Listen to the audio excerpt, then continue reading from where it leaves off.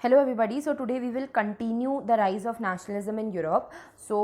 सबसे पहले मैं आप लोग को बता दूं कि लास्ट दो क्लासेस से we are studying this chapter. Okay, and इस चैप्टर में सबसे पहले मैंने आप लोग को फ्रेडरिक सॉल्यू के ड्रीम के बारे में बताया, और उसके बाद लास्ट क्लास में we completed this first section of the chapter, the French revolution and the idea of nation. So ये चैप्टर वैसे बाकी चैप्टर्स के कंपैरिजन में थोड़ा स्लो स्पीड में जा रहा है। That's because I am assuming कि आप लोग जब 9th क्लास में हिस्ट्री पढ़ते थे तो आप लोग इस तरीके से नहीं पढ़ते थे, राइट? कि आप लोग हमेशा पूरी एनसीईआरटी कभी नहीं ख़त्म करते थे, आप लोग को एनसीईआरटी नहीं समझ आती थी। दैट्स वाई मैं एनसीईआरटी पे मेजर फोकस करके एनसीईआरटी का एक एक वर्ड आप लोग को समझाने की कोशिश कर रही हूँ।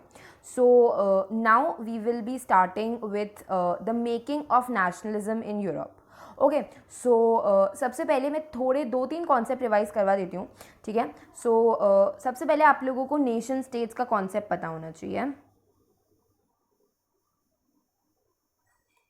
नेशन स्टेट्स, ठीक है? नेशन स्टेट्स का कॉन्सेप्ट आप लोग को पता होना चाहिए। नाउ नेशन स्टेट्स मतलब कि आज अगर आप लोग यूरोप का मैप देखें, ठीक है, यूरोप इज़ अ कॉन्टिनेंट, आप लोग को पता होना चाहिए, ठीक है? यूरोप में अलग अलग कंट्रीज़ हैं, लाइक आप लोग आज देखेंगे कि जर्मनी, इटली, फ्रांस, ठीक है, ये सब कंट्रीज़ हैं, ठीक है? बट पहले क्या होता था? पहले ये सब कुछ कंट्रीज़ नहीं होती थी, यूरोप था, ठीक है? यूरोप में अलग अलग रूलर्स की अलग अलग टेरिटरीज होती थी, अलग अलग किंग थोड़े थोड़े छोटे छोटे पार्ट्स पे रूल करते थे, ठीक है? पहले ये होता था, ठीक है? बट लोग क्या चाहते थे? लोग चाहते थे कि ऐसा कुछ नहीं हो और यूरोप में नेशन स्टेट बन जाए। जितने भी रिवोल्यूशनरीज थे, जो एजुकेटेड लोग थे, वो सब ये चाहते थे कि नेशन स्टेट्स बन जाए। नेशन स्टेट्स मतलब कि जब सेम आइडेंटिटी के लोग, ऐसे लोग जो कि सेम लैंग्वेज बोलते हो, same language, same identity, same culture, same traditions के लोग जब साथ में आके, ठीक है, एक रीजन बना देते हैं, ठीक है, उसको बोला जाता है नेशन स्टेट, ठीक है? एक नेशन स्टेट की कॉमन लैंग्वेज होती है, उनकी नेशनल लैंग्वेज होती है, उनका नेशनल फ्लैग होता है, ठीक है? तो नेशन स्टेट बनाना कब पॉसिबल होगा? नेशन स्टेट बनाना तब पॉसिबल होगा जब सबसे पहले तो किंग रूल करना छोड़ देंगे, ठीक है? अगर किंग रूल करना छोड़ देंगे तो नेशन स्टेट बनाना ईजी हो जाएगा, ठीक है? दूसरा बहुत इंपॉर्टेंट पॉइंट था नेशन स्टेट बनाने के लिए कि लोगों के अंदर नेशन स्टेट बनाने का जुनून होना चाहिए, लोगों के अंदर नेशनलिज्म की फीलिंग होनी चाहिए, ठीक है? तो ये दो मेजर पॉइंट्स होते हैं नेशन स्टेट बनाने के, ठीक है? सबसे पहले तो किंग को रूल करना छोड़ना पड़ेगा, एंड पॉइंट नंबर 2, लोगों के अंदर नेशनलिज्म की फीलिंग होनी चाहिए, लोगों के अंदर ये नेशनलिज्म की फीलिंग होनी चाहिए, और होना चाहिए कि भाई हाँ, हमको मिला के एक नेशन स्टेट बनाना है, ठीक है? सो मैं ये दोनों पॉइंट्स वापस से लिख रही हूँ। सबसे पहले किंग को रूल करना छोड़ना चाहिए, सेकेंडली नेशनलिज्म की फीलिंग। अगर ये दो चीज़ें हो गई तो नेशन स्टेट्स बहुत ईजिली बन पाते। ओके, नाउ अब इस सेक्शन 2 में, that is the making of nationalism in Europe, इस सेक्शन में सबसे पहले तो आप लोग ये देख लीजिए, ठीक है? एनसीईआरटी में आप लोग को स्पेसिफिकली हिस्ट्री के एनसीईआरटी में यूजुअली अगर आप लोग खुद से पढ़ेंगे तो आप लोग को नहीं समझ आएगा, ठीक है? तो देखो यहाँ पर ये दिया हुआ है, ये पूरे चैप्टर में जितने भी इवेंट्स हैं वो यहाँ पर लिखे हुए हैं, ठीक है? बट ये चीज़ यहाँ पर नहीं देनी चाहिए थी, अकॉर्डिंग टू मी ये चीज़ चैप्टर के एंड में देनी चाहिए थी, राइट? तो अगर कोई बच्चा अभी इसको पढ़ लेगा तो वो कंफ्यूज हो जाएगा, बिकॉज ये जो सारे टॉपिक्स हैं, यूनिफिकेशन ऑफ जर्मनी, इटली, ये जो सारे टॉपिक्स हैं ये चैप्टर के एंड में दिए हुए हैं, ठीक है? सो ये चीज़ आप लोग को चैप्टर खत्म होने के बाद पढ़नी है। मैं आप लोग को चैप्टर खत्म होने के बाद एक बार ये बता भी दूंगी। ओके ओके, नाउ ये जो पैराग्राफ है, ठीक है, काफ़ी बच्चों को ये पैराग्राफ समझ नहीं आता है, एंड अब नेशन स्टेट्स के कॉन्सेप्ट को पता करने के बाद आप लोगों को ये पैराग्राफ बहुत ही अच्छी तरीके से समझ आ जाएगा। Now let me tell you how. Okay, now यहाँ पर सबसे पहली लाइन लिखी हुई है कि अगर आप लोग 18th सेंचुरी का मैप देखोगे यूरोप का, ठीक है, तो आप लोगों को दिखेगा कि यूरोप में 18th सेंचुरी में कोई भी नेशन स्टेट्स नहीं थे। Now what do you mean by 18th century? बहुत कॉमन सी चीज़ है, अगर आप लोग क्लास 9th पढ़ के आए हैं तो ये चीज़ आप लोग को पता होनी चाहिए कि 1700 से 1800 के पीरियड को बोलते हैं 18th सेंचुरी। 19th सेंचुरी किसको बोलते हैं? 1800 से 1900 वाले पीरियड को बोलते हैं 19th सेंचुरी। सो 1700 टू 1800 वाले पीरियड में कोई भी नेशन स्टेट्स नहीं थे, ठीक है, राइट। जितने मतलब अगर आप लोग आज यूरोप का मैप देखें तो Europe is divided into Germany, Italy, France, ठीक है, प्रॉपर नेशन स्टेट्स में डिवाइडेड है, ठीक है। बट उस टाइम पे ऐसा कुछ नहीं था, उस टाइम पे अलग अलग रूलर्स थे जो कि अपनी अपनी टेरिटरीज को रूल करते थे। ओके, नाउ यहाँ पर देखो, यहाँ से लेकर यहाँ तक इस पैराग्राफ में एग्जाम्पल्स दिए हुए हैं कि किस तरीके से उस टाइम पे रूलर्स अपनी अपनी टेरिटरी को रूल करते थे। ओके, सबसे पहला, ठीक है, आज जिसको आप जर्मनी और Italy as Germany and Italy देखते हो यूरोप के मैप में, जर्मनी, इटली और स्विट्जरलैंड आज जो आप लोग को दिखता है यूरोप के मैप में, पहले ऐसा नहीं था। पहले ये सब किंगडम्स में डिवाइडेड थे, ठीक है, छोटे छोटे किंगडम्स में डिवाइडेड थे, ठीक है। उन किंगडम्स का नाम था डचीज एंड कैंटोन्स, ठीक है। अब उन किंगडम्स के जो रूलर्स थे उनकी ऑटोनोमस टेरिटरीज थी, ठीक है। इसका क्या मतलब हुआ कि this is Germany, this is Italy, this is Switzerland, जो कि आजकल आप लोग देखते हो, आजकल के टाइम पे जर्मनी, इटली, स्विट्जरलैंड, आज अगर आप लोग यूरोप का मैप उठा के देखो तो आप लोग को जर्मनी, इटली, स्विट्जरलैंड दिख जाएगा, ठीक है। बट उस टाइम पे जर्मनी, इटली और स्विट्जरलैंड दो टेरिटरीज में, दो वी कैन से किंगडम्स में डिवाइडेड था, ठीक है। उन किंगडम्स का क्या नाम था? डचीज एंड कैंटोन्स, ठीक है। ये दो किंगडम्स थे बेसिकली, ठीक है। और इन दो किंगडम्स पे रूलर्स दैट इज किंग्स जो थे वो रूल करते थे, ठीक है। और उन किंग्स की ऑटोनोमस टेरिटरीज थी, मतलब कि ये डचीज जो है this is a autonomous territory और cantons this is the autonomous territory, ठीक है। ऑटोनोमस मतलब कि क्या हुआ कि ऑटोनोमस मतलब होता है कि खुद की, ठीक है। अगर मैं बिल्कुल सिंपल लैंग्वेज में आप लोग को समझाना चाहूँ तो ऑटोनोमस मतलब होता है खुद की।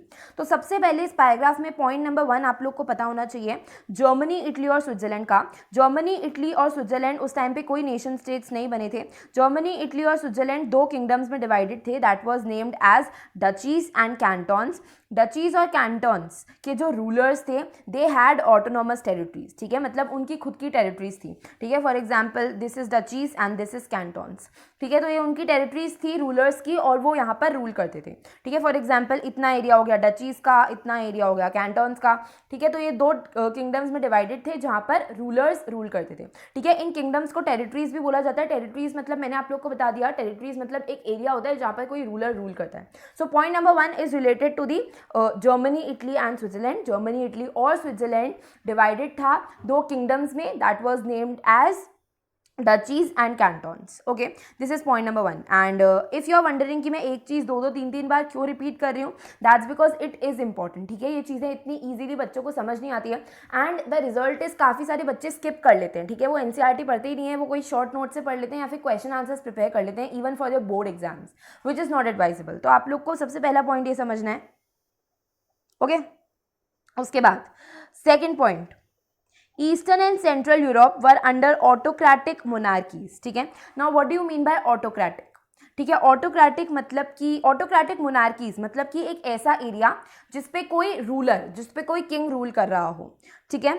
सो यहाँ पर लिखा हुआ है जो वेस्टर्न और सेंट्रल यूरोप था, ठीक है। यूरोप ये पूरा कॉन्टिनेंट है, this is it's central part and this is it's eastern part, ठीक है। ये ईस्टर्न पार्ट है, ये सेंट्रल पार्ट है, ठीक है। तो सेंट्रल और ईस्टर्न पार्ट जो था वो ऑटोक्रेटिक मोनार्कीज के अंदर था। ऑटोक्रेटिक मतलब कि एक ऐसा एरिया जहाँ पर कोई रूलर रूल कर रहा हो, ठीक है। और ऑटोक्रेटिक मोनार्कीज मतलब इन ऑल ऑटोक्रेटिक मोनार्कीज का यही मतलब होता है कि जहाँ पर कोई किंग या फिर कोई रूलर रूल कर रहा हो। ओके, सो ईस्टर्न और सेंट्रल यूरोप भी कोई नेशन स्टेट्स में डिवाइड नहीं हुआ था, वहाँ पर भी छोटे छोटे एरियाज़ में रूलर्स ही रूल करते थे, ठीक है, जिन रूलर्स की टेरिटरीज होती थी, ठीक है। और उन टेरिटरीज में डाइवर्स पीपल रहते थे, ठीक है। अच्छा, अब मेजर एम क्या है नेशन स्टेट बनाने का? नेशन स्टेट बनाने का मेजर एम है कि एक एरिया में डाइवर्स टाइप ऑफ पीपल ना रहें, एक एरिया में सिमिलर टाइप ऑफ पीपल रहें जिनकी लैंग्वेज, ट्रेडिशंस, कल्चर सेम हो, ताकि वो मिला के नेशन स्टेट बना पाएँ, ठीक है। बट यहाँ पर प्रॉब्लम क्या है, यहाँ पर डाइवर्स काइंड ऑफ पीपल रहते थे ईस्टर्न एंड सेंट्रल यूरोप में, ठीक है। उन लोगों की कोई कलेक्टिव आइडेंटिटी नहीं थी, ठीक है। अगर कलेक्टिव आइडेंटिटी नहीं है तो फिर नेशनलिज्म की फीलिंग डेवलप नहीं हो सकती, ठीक है। अगर कलेक्टिव आइडेंटिटी नहीं है तो लोग मिला के नेशन स्टेट नहीं बना सकते, ठीक है। उन लोग का कोई कॉमन कल्चर नहीं था, वो लोग डिफरेंट लैंग्वेजेस बोलते थे और डिफरेंट एथनिक ग्रुप्स के थे, ठीक है। So this is point number 2। Point number 2 में मेजर प्रॉब्लम है कि भाई ईस्टर्न और सेंट्रल यूरोप में, this is the central Europe and this is the eastern Europe, ठीक है, वहाँ पर भी किंग की छोटी छोटी किंग मतलब अपनी छोटी छोटी टेरिटरीज बना के रूल करते थे, ठीक है, ऑटोक्रेटिक मोनार्कीज का रूल था, मतलब कि किंग का रूल था वहाँ पर, बट किंग के रूल को हटाना था और नेशन स्टेट्स बनाने थे। बट ईस्टर्न और सेंट्रल यूरोप में प्रॉब्लम ये आ रही थी कि भाई नेशन स्टेट बनाने के लिए तुमको सेम टाइप ऑफ पीपल चाहिए, ठीक है, जिनकी सेम कल्चर हो, सेम लैंग्वेज हो, सेम ट्रेडिशंस हो, ओके। तो नेशन स्टेट बनाने के लिए यू नीड ऐसे लोग जिनकी सेम लैंग्वेज हो, सेम कल्चर हो और सेम ट्रेडिशंस हो, ठीक है। But in the case of eastern and central Europe ये सिचुएशन बिल्कुल उल्टी हो रही थी, ठीक है। ईस्टर्न और सेंट्रल यूरोप में किंग रूल कर रहे थे, ठीक है, लेकिन नेशन स्टेट बनाने का कोई चांस ही नहीं दिख रहा था, क्योंकि वहाँ के लोगों का अलग अलग आइडेंटिटी थी, अलग अलग कल्चर था, अलग अलग ट्रेडिशंस थे, ओके। सो फर्स्ट पॉइंट मैंने आप लोग को बताया related to Germany, Italy and Switzerland. Germany, Italy और स्विट्जरलैंड उस टाइम पे किंगडम्स में डिवाइडेड थे जिनको किंग्स रूल करते थे, ओके। सेकंड पॉइंट मैंने आप लोग को बताया eastern and central Europe. Eastern and central Europe में क्या हुआ था कि वहाँ पर भी किंग्स रूल करते थे, ठीक है, बट वहाँ पर नेशन स्टेट बनाने की कोई प्रोबेबिलिटी नहीं दिख रही थी, क्योंकि वहाँ पे जो लोग थे they were all of different identity, different culture, different traditions, अलग अलग लैंग्वेज बोलते थे, ठीक है। तो कोई नेशन स्टेट बनाने की प्रोबेबिलिटी दिख ही नहीं रही थी सेंट्रल और ईस्टर्न यूरोप में, ठीक है। नाउ इससे रिलेटेड, ठीक है, ईस्टर्न और सेंट्रल यूरोप से रिलेटेड आप लोग की बुक में 3 एग्जाम्पल्स दिए हुए हैं, ठीक है। दिस इज एग्जाम्पल नंबर 1, देखो this is example number 1, this is example number 2, okay, wait, या this is example number 2 and इसके बाद भी आप लोग की बुक में एग्जाम्पल दिए हुए हैं, ठीक है। तो मैं आप लोग को एक एक करके एग्जाम्पल बता देती हूँ। सबसे पहला एग्जाम्पल आप लोग की बुक में दिया हुआ है हैब्सबर्ग एम्पायर का, ठीक है। मैंने क्या बताया था आप लोग को, ईस्टर्न और सेंट्रल यूरोप में डिफरेंट डिफरेंट टाइप ऑफ लोग रहते थे, इसलिए वहाँ पर नेशन स्टेट नहीं बन सकते थे, ठीक है। सबसे पहला एग्जाम्पल दिया हुआ है हैब्सबर्ग एम्पायर का। हैब्सबर्ग एम्पायर जो है वो ऑस्ट्रिया और हंगरी यहाँ पर रूल करता था, ठीक है। ऑस्ट्रिया और हंगरी रीजन था, वहाँ पर रूल करता था, ठीक है। और इस रीजन में इतने सारे टाइप ऑफ पीपल रहते थे, ठीक है। आप लोग की बुक में लिखा हुआ है इट इंक्लूडेड एल्पाइन रीजन, ठीक है, बोहीमिया रीजन, ठीक है, where the aristocracy was German speaking people. मतलब ऑल इन ऑल यही बताने की कोशिश कर रखी है कि जहाँ पर हैब्सबर्ग एम्पायर रूल करता था, ठीक है, Habsburg empire Austria Hungary area में रूल करता था, ठीक है। अब वो जो एरिया था, ठीक है, ऑस्ट्रिया हंगरी वाला जो एरिया था जहाँ पर हैब्सबर्ग एम्पायर रूल करता था, वहाँ पर डिफरेंट डिफरेंट रीजन के लोग रहते थे, ठीक है। वहाँ पर एल्पाइन रीजन के लोग रहते थे, ठीक है। वो सारे लोग डिफरेंट लैंग्वेजेस बोलते थे, डिफरेंट आइडेंटिटी थी, डिफरेंट कल्चर था, डिफरेंट ट्रेडिशंस था, ठीक है। तो यहाँ पर ऑस्ट्रिया हंगरी में एल्पाइन रीजन के लोग रहते थे, बोहीमिया रीजन के लोग रहते थे, ठीक है, इटालियन स्पीकिंग लोग रहते थे, ओके। ये आप लोग की बुक में एग्जाम्पल दिया हुआ है, example number 1, okay. Example number 2 आप लोग की बुक में दिया हुआ है, दिस इज एग्जाम्पल नंबर 2, ठीक है। हंगरी में अभी तक मैंने आप लोगों को ऑस्ट्रिया हंगरी का एग्जाम्पल दिया। ऑस्ट्रिया हंगरी में हैब्सबर्ग एम्पायर रूल कर रहा था और वहाँ पर different different regions, different different type के लोग रहते थे, ठीक है। तो उनका नेशन स्टेट बनाना पॉसिबल नहीं था, क्योंकि उनकी अलग अलग आइडेंटिटी थी, अलग अलग आइडेंटिटी थी, अलग अलग कल्चर थे, अलग अलग ट्रेडिशंस थे, ओके। सेकंड एग्जाम्पल आप लोग की बुक में दिया हुआ है हंगरी का। हंगरी की जो पॉपुलेशन थी, ठीक है, हाफ ऑफ द पॉपुलेशन मग्यार ये वाली लैंग्वेज बोलती थी, half of the population dialects language बोलती थी, ठीक है। दिस इज एग्जाम्पल नंबर 2, ठीक है। एग्जाम्पल नंबर 3 आप लोग की बुक में दिया हुआ है कि गैलेशिया में एरिस्टोक्रेसी जो थी वो पॉलिश बोलती थी, ठीक है। उसके अलावा भी बहुत सारे ग्रुप्स थे वहाँ पर जो कि उसकी बाउंड्रीज में रहते थे, ठीक है, जिसके अंदर पीजेंट्स और ये सारे लोग आते थे, okay. So all in all मैं आप लोग को सम अप कर देती हूँ। देखो आप लोग को सिर्फ यहाँ पर एग्जाम्पल की फॉर्म में एक्सप्लेन कर रखा है, तो अगर कभी भी एग्जाम में इससे रिलेटेड क्वेश्चन आ जाए तो आप लोग को सबसे पहले ये जर्मनी वाला पॉइंट लिखना है, ठीक है। उसके बाद आप लोगों को लिखना है this is point number 1 of Germany, ठीक है। उसके बाद आप लोग को ईस्टर्न और सेंट्रल यूरोप का पॉइंट लिखना है। ईस्टर्न और सेंट्रल यूरोप में आप लोग की बुक में 3 एग्जाम्पल्स दे रखे हैं, 3 एग्जाम्पल्स आप लोग को मेजरली लिखने हैं। सबसे पहला एग्जाम्पल आप लोग को लिखना है हैब्सबर्ग एम्पायर का। हैब्सबर्ग एम्पायर जो है वो ऑस्ट्रिया हंगरी एरिया पे रूल करता था, ठीक है, और वहाँ पर डिफरेंट डिफरेंट टाइप ऑफ लोग रहते थे, डिफरेंट डिफरेंट रीजन के लोग रहते थे, ठीक है। फॉर एग्जाम्पल एल्पाइन रीजन के लोग रहते थे वहाँ पर, बोहीमिया रीजन के लोग रहते थे, ओके। इटालियन स्पीकिंग प्रोविंसेस के लोग भी वहाँ रहते थे, ठीक है। So example number 1 is related to the Habsburg empire जो कि ऑस्ट्रिया हंगरी पे रूल करता था। वहाँ पर डिफरेंट डिफरेंट रीजन के लोग रहते थे, इसलिए वहाँ पर नेशन स्टेट बनाना पॉसिबल नहीं था, ठीक है। एग्जाम्पल नंबर 2, हंगरी का एग्जाम्पल दे रखा है। हंगरी में क्या हुआ था कि काफ़ी सारे लैंग्वेजेस बोलने वाले लोग रहते थे, ठीक है। फॉर एग्जांपल आप लोग की बुक में दे रखा है कि magyarलैंग्वेज, ठीक है, और डायलेक्ट्स लैंग्वेज भी बहुत सारे लोग बोलते थे, ठीक है। दिस इज डायलेक्ट्स लैंग्वेज, ठीक है। So this is the example number 2, ठीक है। एग्जांपल नंबर 3 आप लोग की बुक में दिया हुआ है गलेशिया का। गलेशिया में एरिस्टोक्रेसी जो थी वो तो पॉलिश बोलती थी, ठीक है। एरिस्टोक्रेसी के अलावा भी बहुत सारे ग्रुप्स थे जो कि गलेशिया में रहते थे, ठीक है। फॉर एग्जाम्पल एरिस्टोक्रेसी मतलब कि जो हायर क्लास के लोग थे वहाँ पर, एरिस्टोक्रेसी मतलब कि हायर क्लास के लोग पॉलिश बोलते थे, ठीक है। उसके अलावा भी बहुत सारे ग्रुप्स थे जो कि गलेशिया में रहते थे, ठीक है। उसकी बाउंड्रीज पे पीजेंट्स रहते थे, ठीक है। फॉर एग्जांपल ये गलेशिया है, ठीक है। गलेशिया में जो अमीर लोग हैं, दैट इज एरिस्टोक्रेटिक लोग हैं, हाई क्लास के लोग हैं, उन्होंने तो पॉलिश बोल ली, ठीक है। फिर उसके अलावा एरिस्टोक्रेसी के अलावा 3 और ग्रुप्स थे गलेशिया में, ठीक है। उसके अलावा उसकी बाउंड्रीज पे बहुत सारे पीजेंट्स रहते थे, ठीक है। तो आप लोग देख सकते हो एक ही गलेशिया में कितने कितने टाइप के लोग रह रहे हैं। तो इतने सारे टाइप के लोग अगर एक ही एरिया में रह रहे हैं तो वहाँ का नेशन स्टेट बनाना पॉसिबल नहीं है, ठीक है। So these were 3 examples. First example was Habsburg empire. Habsburg empire में डिफरेंट डिफरेंट रीजन्स के लोग रहते हैं। सेकंड एग्जाम्पल वॉज हंगरी, जहाँ पर अलग अलग लैंग्वेज बोलते हैं लोग, ठीक है। थर्ड एग्जाम्पल मैंने आप लोग को गलेशिया का बताया, जहाँ पर भी कितने सारे टाइप ऑफ लोग रहते हैं, ठीक है। एरिस्टोक्रेटिक लोग रहते हैं, पीजेंट्स रहते हैं। तो ऐसे लोग की थिंकिंग, आइडेंटिटी सब कुछ मैच नहीं करता, तो इन लोग के साथ नेशन स्टेट बनाना पॉसिबल नहीं है। तो ये कुछ जनरल प्रॉब्लम्स बता रखी है फर्स्ट पैराग्राफ में आप लोग को कि भाई ऐसी ऐसी चीज़ें हो रही थी उस टाइम पे, ठीक है। Now aristocracy and the new middle class, okay. Now सबसे पहले आप लोग को एरिस्टोक्रेसी का मतलब पता होना चाहिए। एरिस्टोक्रेसी का क्या मतलब होता है?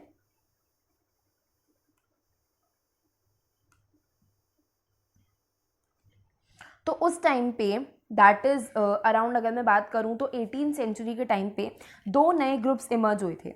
First is the aristocracy, that is the high class people, and second is the new middle class.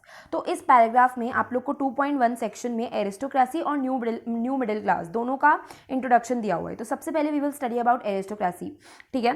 Aristocracy मतलब कि हाई क्लास के लोग, ठीक है। पूरे कॉन्टिनेंट में ऐसे लोग फैल रहे थे। ऐसे लोग न्यूमेरिकली तो बहुत कम ही थे, दैट इज अमीर लोग बहुत कम थे अमाउंट में, बट ये जो सब थे सारे के सारे लोग कनेक्टेड थे, ठीक है। इन सबका जीने का तरीका सेम था, ठीक है। ये बड़े बड़े एस्टेट्स ओन करते थे, ओके, और बड़े बड़े टाउन हाउसेस ओन करते थे। फ्रेंच बोलते थे क्योंकि उस टाइम पे अगर कोई फ्रेंच लैंग्वेज बोलता था तो उसको अमीर माना जाता था, ठीक है। एंड उस टाइम पे हाई सोसाइटी के लोग फ्रेंच लैंग्वेज बोलते थे, तो जो एरिस्टोक्रेटिक लोग थे वो भी फ्रेंच लैंग्वेज बोलते थे। उनकी जो सबकी फैमिलीज़ है, दैट इज़ जितनी भी एरिस्टोक्रेटिक फैमिलीज़ हैं वो मैरिजेस के टाइज से कनेक्टेड थी, ठीक है। अगर मैं आप लोग को नॉर्मली एग्जाम्पल दे दूँ तो देखो, एक सिनेरियो इमेजिन कर लो कि ठीक है, एक बहुत बड़ा रीजन है, ठीक है, जहाँ पर 2-3 एरिस्टोक्रेटिक फैमिलीज़ हैं, ठीक है। अब ये 2-3 एरिस्टोक्रेटिक फैमिलीज़ हैं, ये काफ़ी अमीर हैं, इनके लिविंग स्टैंडर्ड्स बहुत अच्छे हैं, ये फ्रेंच लैंग्वेज बोलते हैं, ठीक है, बहुत ही अमीर है, बड़े बड़े हाउसेस, बड़े बड़े एस्टेट्स ओन करते हैं, और इनकी जो फैमिलीज़ हैं वो आपस में कनेक्टेड हैं। क्यों कनेक्टेड है? क्योंकि फॉर इनकी फैमिलीज़ में आपस में एक दूसरे में मैरिजेस हुई हुई हैं, ठीक है। तो यही चीज़ आप लोग की बुक में दे रखी है कि their families are connected by the ties of marriage, ठीक है। बहुत कम एरिस्टोक्रेटिक फैमिलीज़ होती थी, ठीक है, और वो सबकी सब कनेक्टेड होती थी through the ties of marriage, ठीक है। तो सिर्फ ये बता रखा है कि एरिस्टोक्रेटिक लोग जो थे उस टाइम पे बहुत अमीर थे, फ्रेंच लैंग्वेज बोलते थे, बड़े बड़े एस्टेट्स और बड़े बड़े हाउसेज ओन करते थे, और उनकी फैमिलीज कनेक्टेड थी थ्रू मैरिजेस, ओके। तो आप लोग को एरिस्टोक्रेसी के बारे में सिर्फ ये पता होना चाहिए, ओके। तो जैसे कि मैंने आप लोग को बताया कि जो एरिस्टोक्रेसी थी, दैट इज एरिस्टोक्रेटिक लोग थे, वो नंबर में तो बहुत कम थे, बट यहाँ पर देखो लिखा भी हुआ है, this powerful aristocracy was however numerically small in number, ठीक है। नंबर में कम थे but obviously they were very rich. उसके अलावा आप लोग की बुक में बता रखा है कि माइनॉरिटी में पॉपुलेशन थी एरिस्टोक्रेटिक लोगों की, मेजॉरिटी जो पूरा का पूरा यूरोप था that was covered with the farmers, okay. The majority of the population was made up of peasantry, okay. So अब आप लोग की बुक में बता रखा है, to the west the bulk of land was farmed by tenants and small owners, while in eastern and central Europe the pattern of land holding was characterised by vast estates which were cultivated by serfs, ठीक है। तो देखो अब आप लोग के यहाँ पर एरिस्टोक्रेसी के बारे में बताया गया है, ठीक है। यहाँ पर थोड़ा बहुत फार्मर्स के बारे में बताया गया है, और उसके बाद आप लोगों को बताया गया है न्यू मिडिल क्लास के बारे में, ठीक है, इस पार्ट में, ठीक है। तो मैंने आप लोग को एरिस्टोक्रेसी के सारे कॉन्सेप्ट्स क्लियर कर दिए। अब मैं आप लोग को बताती हूँ कि उस टाइम टाइम पे फार्मर्स का क्या पैटर्न था। ओके, तो देखो फार्मिंग के पैटर्न इस तरीके से थे कि वेस्ट रीजन में, ओके, वेस्ट रीजन में जो लैंड था that was farmed by tenants and small owners. मतलब कि वेस्ट रीजन में टेनेंट्स मतलब कि कोई अगर छोटा सा फार्मर छोटा सा लैंड लेकर उस पर कुछ कर रहा है तो इस चीज़ को बोलते हैं टेनेंट्स। ठीक है, तो वेस्ट रीजन में क्या होता था, देखो आप लोग की बुक में लिखा हुआ है to the west bulk of the land was farmed by tenants and small owners. ठीक है, तो वेस्ट रीजन में क्या होता था कि छोटे छोटे लैंड होते थे और छोटे छोटे फार्मर्स उसको किराए पे लेके, ठीक है, लैंड ओनर्स से किराए पे लेके उस पर फार्मिंग करते थे। ठीक है, उसके अलावा अगर बात करें ईस्ट और सेंट्रल यूरोप की, वेस्ट में तो ये होता था कि भाई छोटे छोटे फार्मर्स छोटा छोटा लैंड लेके उस पर फार्मिंग कर रहे हैं। लेकिन अगर बात करें ईस्टर्न और सेंट्रल यूरोप की, तो ईस्टर्न और सेंट्रल यूरोप में क्या होता था कि बड़े बड़े एस्टेट्स होते थे। ठीक है, बहुत बड़े बड़े एस्टेट्स होते थे, मतलब बहुत बड़े बड़े ग्राउंड्स होते थे। उन ग्राउंड्स को ओन कौन करता था, उन ग्राउंड्स को ऑब्वियसली एरिस्टोक्रेटिक लोग ओन करते थे। मैंने अभी थोड़ी देर पहले आप लोग को बताया कि बड़े बड़े एस्टेट्स और बड़े बड़े हाउसेस जो हैं वो एरिस्टोक्रेटिक लोग ओन करते थे। तो ईस्टर्न और सेंट्रल यूरोप में बहुत बड़े बड़े एस्टेट्स होते थे और उन एस्टेट्स पे कौन कल्टिवेट करता था, सर्फ्स। नाउ सर्फ्स क्या होते हैं, सर्फ्स छोटे छोटे फार्मर्स होते हैं जिनको फोर्स करा जाता है लैंड पे काम करने के लिए। ठीक है, forced to work on land. तो देखो ये काफ़ी छोटे छोटे पॉइंट्स हैं जो कि काफ़ी बच्चे इग्नोर कर देते हैं। तो देखो फार्मिंग से रिलेटेड मैं एक बार आप लोग को दोबारा बता देती हूँ, वेस्ट, ईस्ट, सेंट्रल। ठीक है, तो फार्मिंग से रिलेटेड ये दो पैटर्न्स थे। वेस्ट में तो छोटे छोटे लैंड्स होते थे, ठीक है, जिसको बोला जाता था टेनेंट्स, जिनको स्मॉल फार्मर्स उन लैंड्स पे ग्रो करते थे एंड ऑल ऑफ दैट। ठीक है, उसके बाद अगर बात करें ईस्ट और सेंट्रल यूरोप की, ठीक है, ईस्ट और सेंट्रल यूरोप में बहुत बड़े बड़े एस्टेट्स होते थे जिन पे सर्फ्स कल्टिवेट करते थे। सर्फ्स मतलब कि ऐसे फार्मर्स, ऐसे लोग जिनको फोर्सफुली बोला गया है इन एस्टेट्स पे काम करने के लिए। ठीक है, तो ये फार्मिंग पैटर्न के बारे में बता रखा है। Now comes third part which is the new middle class. अब न्यू मिडिल क्लास के बारे में बता रखा है। ठीक है, so in the western and central part of Europe, ठीक है, क्या होता था कि वेस्टर्न और सेंट्रल पार्ट ऑफ यूरोप में इंडस्ट्रियल ग्रोथ बहुत बढ़ रही थी। ठीक है, और इंग्लैंड में जो इंडस्ट्रियलाइजेशन है वो second half of 18th century में स्टार्ट हो गया था। सेकेंड हाफ ऑफ 18th, तो इंग्लैंड में इंडस्ट्रियलाइजेशन हुआ इन लेट 18th सेंचुरी। ठीक है, मतलब कि 1750 से लेकर 1800 में इंग्लैंड में इंडस्ट्रियलाइजेशन हुआ। इंडस्ट्रियलाइजेशन का क्या मतलब होता है, इंडस्ट्रियलाइजेशन का मतलब होता है कि इंडस्ट्रीज़ का सेटअप होना। ठीक है, तो आप लोग की बुक में भी यही बता रखा है कि वेस्टर्न और सेंट्रल यूरोप में नई नई इंडस्ट्रीज़ ग्रो हो रही थी। ठीक है, अब वो इंडस्ट्रीज़ ग्रो हो रही थी तो उन इंडस्ट्रीज़ में काम करने के लिए लोग भी तो चाहिए। ठीक है, तो एक नया सोशल ग्रुप इमर्ज हुआ जिसको बोला जाता था वर्किंग क्लास पॉपुलेशन। ठीक है, वो जो सारे लोग थे वो इंडस्ट्रीज़ में काम करते थे। देखो आप लोग की बुक में बता रखा है कि एक नया सोशल ग्रुप इमर्ज हुआ जिनको बोला जाता था working class population and middle class. ठीक है, वो सारे लोग या तो इंडस्ट्रीज़ में काम करते थे या फिर थोड़े एजुकेटेड थे या फिर कहीं टीचर थे या फिर बिजनेसमैन थे। ठीक है, तो आप लोग की बुक में बता रखा है कि मिडिल क्लास के जो लोग थे दैट इंक्लूडेड इंडस्ट्रियलिस्ट, जो कि इंडस्ट्रियलाइजेशन की वजह से इंडस्ट्रीज़ में काम करते थे। उसके अलावा middle class also included businessman and professionals. Okay, so ये सारी चीज़ें हो रही थी वेस्टर्न एंड सेंट्रल यूरोप में, क्योंकि वेस्टर्न और सेंट्रल यूरोप में बहुत सारी इंडस्ट्रीज़ बन रही थी। इंडस्ट्रीज़ के बनने की वजह से बहुत सारे लोग इंडस्ट्रीज़ में काम कर रहे थे और एक नया सोशल ग्रुप इमर्ज हुआ जिसके अंदर काफ़ी लोग इंडस्ट्रीज़ में काम करते थे, काफ़ी लोग बिजनेसमैन थे, काफ़ी लोग प्रोफेशनल्स थे। ठीक है, लेकिन अगर बात करें कि कुछ parts of central and eastern Europe, ठीक है, देखो ये है central Europe, this is western Europe and this is eastern Europe. ठीक है, eastern, western, central, sorry central, western. ठीक है, तो वेस्टर्न और इतना पार्ट सेंट्रल यूरोप का, यहाँ पर तो इंडस्ट्री सेटअप हो रही थी, एक नया सोशल ग्रुप इमर्ज हुआ जिसको बोला जाता था मिडिल क्लास। ठीक है, मिडिल क्लास के अंदर जितने भी प्रोफेशनल्स, बिजनेसमैन ये सब होते थे और इंडस्ट्रियलिस्ट होते थे जो लोग इंडस्ट्रीज़ में काम करते थे। लेकिन अगर बात करें ईस्टर्न यूरोप और थोड़े से पार्ट ऑफ सेंट्रल यूरोप की, तो यहाँ पर क्या होता था, यहाँ पर इतनी ज़्यादा इंडस्ट्री सेटअप नहीं हुई थी या फिर किसी रीज़न की वजह से यहाँ पर ज़्यादा लोग इंडस्ट्रीज़ में काम नहीं करते थे। ठीक है, तो यहाँ इन एरियाज़ में, ठीक है, इन एरियाज़ में नेशनलिज्म का जो आइडिया है ओके वो बेसिकली एजुकेटेड और लिबरल मिडिल क्लास के अंदर ही था, ठीक है। यहाँ पर इतने ज़्यादा इंडस्ट्रियलिस्ट और इतनी ज़्यादा वर्किंग क्लास पॉपुलेशन नहीं थी, तो यहाँ पर जो नेशनलिज्म का आइडिया है वो सिर्फ और सिर्फ एजुकेटेड और लिबरल माइंडेड लोगों में ही था। वाइल एज अगर मैं बात करूँ सेंट्रल और वेस्टर्न यूरोप की, तो यहाँ पर जो नेशनलिज्म और जो नेशन स्टेट्स का आइडिया था वो सारी की सारी वर्किंग क्लास और सारे के सारे मिडिल क्लास पॉपुलेशन में था। ओके सो ये जो सेक्शन है, take a look at this section, ठीक है। इस सेक्शन में सबसे पहले मैंने आप लोग को एरिस्टोक्रेसी के बारे में बताया, उसके बाद मैंने आप लोग को फार्मिंग के बारे में बताया कि वेस्ट में अलग तरीके की फार्मिंग होती है और ईस्टर्न और सेंट्रल यूरोप में अलग तरीके की फार्मिंग होती है, ठीक है। उसके बाद मैंने आप लोग को यहाँ पर वर्किंग क्लास के पॉपुलेशन के बारे में बताया और इंडस्ट्रियलाइजेशन के बारे में बताया, ठीक है। वेस्टर्न और सेंट्रल यूरोप में एक नया ग्रुप इमर्ज हो गया था due to the formation of industries, जिसका नाम था मिडिल क्लास। मिडिल क्लास के अंदर इंडस्ट्रियलिस्ट, प्रोफेशनल्स और बिजनेसमैन थे, ठीक है, जिनकी जो थिंकिंग थी वो बहुत अच्छी थी, लिबरल थिंकिंग थी और वो लोग नेशनलिज्म चाहते थे, ठीक है। उसके बाद अगर मैं बोलूँ कि सेंट्रल और वेस्टर्न यूरोप, तो सेंट्रल और ईस्टर्न यूरोप, तो सेंट्रल और ईस्टर्न यूरोप में इतने ज़्यादा वर्किंग क्लास पॉपुलेशन नहीं थी, इसलिए सेंट्रल और ईस्टर्न यूरोप में सिर्फ और सिर्फ एजुकेटेड लोग ही नेशनलिज्म का आइडिया समझ पाते थे। ओके नाउ देखो, अब मेरे को एक कन्फ्यूजन क्लियर करनी है, काफ़ी बच्चों की कन्फ्यूजन होती है। मैं 2 वर्ड लिख रही हूँ यहाँ पर, ऑटोक्रेटिक,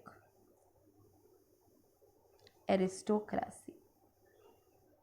ऑटोक्रेटिक और एरिस्टोक्रेसी के मतलब में बहुत लोग को कन्फ्यूजन होती है, तो आप लोग को ध्यान रखना है कि एरिस्टोक्रेसी का क्या मतलब होता है, जो कि थोड़े हाई क्लास के लोग हैं, ठीक है, और ऑटोक्रेटिक का क्या मतलब होता है कि जो किंग्स किसी एरिया को रूल कर रहे हों, ठीक है, इसको बोलते हैं ऑटोक्रेटिक, ठीक है। तो इन दोनों के बीच में आप लोग को डिफरेंस पता होना चाहिए, काफ़ी बच्चे कन्फ्यूज हो जाते हैं, तो इसलिए मैंने आप लोग को बता। Okay, what did liberal nationalism stand for? Now देखो, वर्ड लिबरलिज्म या फिर लिबरल, ठीक है, liberal, wait let me write it nicely, LIBERAL, okay, liberal. Liberal word का क्या मतलब होता है, मैंने आप लोग को पहले भी बताया था, जब मैंने आप लोग को फ्रेडरिक सॉर्यू का ड्रीम बताया था, उसमें भी मैंने आप लोग को बताया था स्टैचू ऑफ लिबर्टी, ठीक है। लिबरलिज्म या फिर लिबरल मतलब होता है freedom, okay, statue of liberty signifies freedom, ठीक है। तो आप लोग को लिबरलिज्म वर्ड का मतलब होना चाहिए, लिबरलिज्म वर्ड का मतलब पता होना चाहिए, okay. Now what did liberal nationalism stand for? Liberal मतलब फ्रीडम और नेशनलिज्म मतलब कि यूनिटी और देशभक्ति की फीलिंग, ठीक है। तो आप लोग को टॉपिक का मतलब पता चल गया। ओके नाउ कम्स, आप लोग की बुक में लिखा हुआ है कि the term liberalism is derived from the Latin root liber, ठीक है, विच मीन्स फ्री। तो लिबरलिज्म एक लैटिन वर्ड लिबर से डिराइव हुआ है, जिसका मतलब होता है फ्री होना। ओके ये जस्ट इन्फॉर्मेशन के लिए लिखा हुआ है। नाउ अब आता है मेन पॉइंट, ठीक है, अलग अलग लोगों के लिए क्या मीन करता है लिबरलिज्म। सबसे पहले बात करें न्यू मिडिल क्लास की। न्यू मिडिल क्लास मतलब कि मैंने आप लोग को बताया था कि वेस्टर्न और सेंट्रल यूरोप ने कुछ ऐसे ओके मैं पूरा ईस्टर्न वाला करके आप लोग को समझाती हूँ। This is central, this is eastern, this is western. Central और वेस्टर्न यूरोप में एक नई क्लास इमर्ज हो रही थी, जिसका नाम था मिडिल क्लास, ठीक है। मिडिल क्लास में जितने भी लोग इंडस्ट्रीज़ में काम करते थे, बिजनेसमैन, प्रोफेशनल्स, वो सारे मिडिल क्लास में आते थे, ठीक है। और ये जो मिडिल क्लास के लोग थे, इनके अकॉर्डिंग लिबरलिज्म क्या होता है? For the new middle class liberalism stood for the freedom for individual and equality for all before law. तो ये जो मिडिल क्लास के लोग थे, ये चाहते थे कि भाई सब लोगों को इक्वालिटी मिले, ठीक है, और लॉ के अकॉर्डिंग सारे लोग इक्वल हों। Okay now politically it emphasise on the concept of government by consent, ठीक है, मतलब कि जो गवर्नमेंट बने, ठीक है, लोगों का उसमें हाथ हो। फॉर एग्जाम्पल आजकल जैसे डेमोक्रेसी में होता है, ठीक है, आजकल डेमोक्रेसी में लोग ही गवर्नमेंट बनाते हैं, तो उस टाइम पे भी ये चाहते थे लोग कि भाई जो गवर्नमेंट बने वो लोगों के कंसेंट से बने, ठीक है। कंसेंट मतलब कि हामी, ठीक है, लोग उसमें अग्री करें। ओके कंसेंट मतलब कि agreement. Okay now since the French revolution liberalism had stood for the end of autocracy and clerical privileges, ठीक है। तो फ्रेंच रिवॉल्यूशन के टाइम पे आप लोगों ने पढ़ा होगा फ्रेंच रिवॉल्यूशन लास्ट ईयर, तो फ्रेंच रिवॉल्यूशन के टाइम पे लोग क्या चाहते थे? लोग सिर्फ ये चाहते थे कि ऑटोक्रेसी एंड हो जाए। Now what do you mean bye autocracy? मैंने आप लोग को बताया था कि अगर कोई किंग रूल करता है तो उसको बोलते हैं ऑटोक्रेसी। तो फ्रेंच रिवॉल्यूशन के टाइम पे लोग चाहते थे कि ऑटोक्रेसी एंड हो जाए और जो क्लरिकल प्रिविलेजेस हैं वो भी खत्म हो जाए, मतलब कि जो क्लर्जी लोगों को प्रिविलेजेस और एडवांटेजेस मिलते हैं वो भी खत्म हो जाए। ओके, सो फ्रेंच रिवॉल्यूशन पे ये चाहते थे लोग। ओके, फ्रेंच रिवॉल्यूशन के टाइम पे लिबरलिज्म का मतलब ये था। Okay, a constitution and a representative government through parliament. तो फ्रेंच रिवॉल्यूशन के टाइम पे लोग ये भी चाहते थे कि एक कॉन्स्टिट्यूशन बने, ठीक है, एक कॉन्स्टिट्यूशन बने जिसके अंदर भाई लिखे हुए हों सारे रूल्स, सारे लॉज, ठीक है, और एक रिप्रेजेंटेटिव गवर्नमेंट बने थ्रू पार्लियामेंट, मतलब पार्लियामेंट की हेल्प से एक रिप्रेजेंटेटिव गवर्नमेंट बने। Okay, 19th century liberals also stressed the inviolability of private property. Okay, so तो जो 19th सेंचुरी के लिबरल लोग थे, ठीक है, ऐसे लोग जिनकी 19th सेंचुरी में लिबरल थिंकिंग थी, जो कि चाहते थे कि भाई फ्रीडम मिले, ऐसे लोगों ने क्या डिमांड करा, उन्होंने डिमांड करा inviolability of private property. Now what do you mean by inviolability? Inviolability मतलब कि किसी भी चीज़ को रिस्पेक्ट मिलना और किसी भी चीज़ को इग्नोर नहीं करना, ठीक है। तो उस टाइम पे क्या होता था कि प्राइवेट प्रॉपर्टी इतना रूल नहीं था, ठीक है, प्राइवेट प्रॉपर्टी का मतलब कि कोई इंडिविजुअल प्राइवेट प्रॉपर्टी खरीद नहीं सकता है, ठीक है, सारी जो प्रॉपर्टी है वो गवर्नमेंट के हाथ में होगी, ऐसे रूल्स थे उस टाइम पे, ठीक है। तो जो लोग हैं 19th सेंचुरी में, उन्होंने बोला कि भाई ऐसा नहीं होना चाहिए कि सिर्फ प्राइवेट प्रॉपर्टी गवर्नमेंट के हाथ में ही हो, ऐसा भी होना चाहिए कि प्राइवेट प्रॉपर्टी जो है वो लोगों के पास भी हो। ओके, एक्चुअली लेट मी से कि उसने बोला कि जो प्रॉपर्टी है, 19th century liberals also stress the inviolability of private property. Now what do you mean by inviolability?